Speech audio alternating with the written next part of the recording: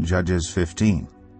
Later on, at the time of wheat harvest, Samson took a young goat and went to visit his wife. He said, "I'm going to my wife's room." But her father would not let him go in. "I was so sure you hated her," he said, "that I gave her to your companion. Isn't her younger sister more attractive? Take her instead." Samson said to them, "This time I have a right to get even with the Philistines. I will really harm them." So he went out and caught 300 foxes and tied them tail to tail in pairs. He then fastened a torch to every pair of tails, lit the torches, and let the foxes loose in the standing grain of the Philistines.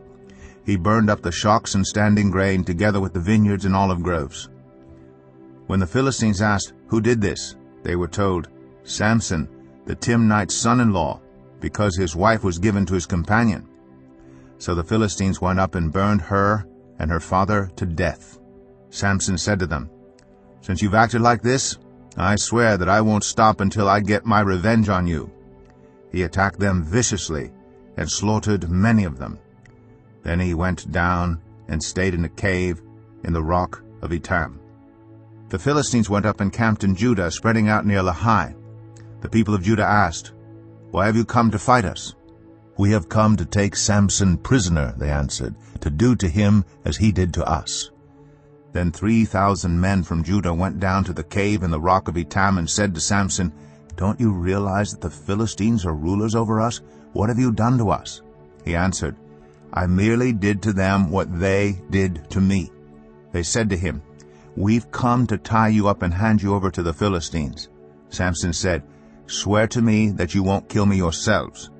"Agreed," they answered. "We will only tie you up and hand you over to them. We will not kill you." So they bound him with 2 new ropes and led him from the rock. As he approached Lehi, the Philistines came toward him shouting. The Spirit of the Lord came powerfully upon him.